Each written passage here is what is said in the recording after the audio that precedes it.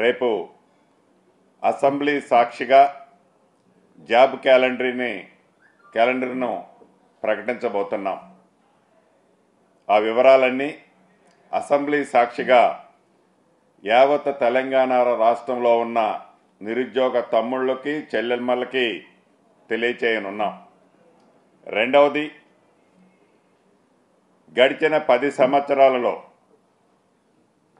ఆనాటి రాష్ట్ర ప్రభుత్వం ఏదైతే పేదవాడి కష్టాల్లో పాలు పంచుకునే దాంట్లో మాటలకే పరిమితమైంది తప్ప చేతల్లో ఏమి చేసింది అనేది ప్రత్యేకంగా చెప్పనవసరం లేదు.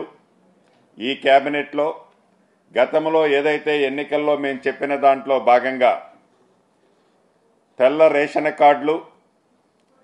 రేషన్ కార్డులతో పాటుగా ఆరోగ్యశ్రీ కోసం ఆరోగ్యశ్రీ కార్డులని విడివిడిగా ఇవ్వాలి అనేది ఈ రాష్ట్ర ప్రభుత్వం కేబినెట్ నిర్ణయించింది. దీనికి సబ్ కమిటీలో 3 మంత్రులతో ఒక సబ్ కమిటీ ఏర్పాటు చేయటం జరిగింది. పౌర సరఫరా శాఖ మంత్రివర్యులు ఉత్తమ్ కుమార్ రెడ్డి గారు, అదే రకంగా ఆరోగ్య శాఖ మంత్రివర్యులు దామోదర్ రాజనరసింహ గారు, రెవెన్యూ శాఖ మంత్రిగా నేను ఈ సబ్ కమిటీలో ఉంటాం. వీలైనంత తొందరలో ఈ సబ్ కమిటీ రిపోర్టు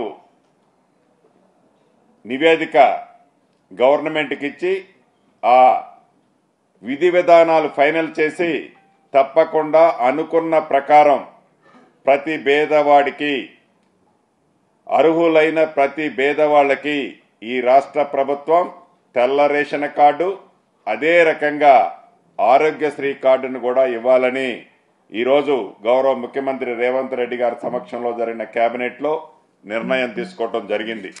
అదేవిధంగా ఏదైతే గతంలో చూసాం, ఎవరెవరికో క్రీడల్లో పాల్గొన్న వాళ్ళకి ఆనాటి ప్రభుత్వం సహాయ సహకారాలు అందించిందని గొప్పలు చెప్పుకొని మాటలకే కొంతమంది విషయంలో పరిమితమైంది.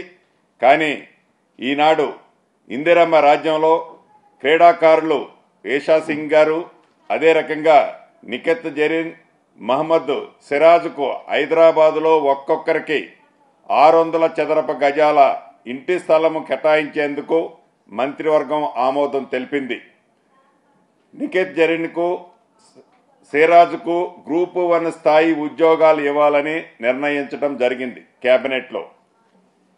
అదే రకంగా విధి విధానాల్లో మరణించిన ఇంటెలిజెన్సీ డీజీ రాజీవ్ రతన్ గారి కుమారుడు హరిరతన్కు మున్సిపల్ కమిషనర్ ఉద్యోగం ఇవ్వాలని కేబినెట్ నిర్ణయించడం జరిగింది.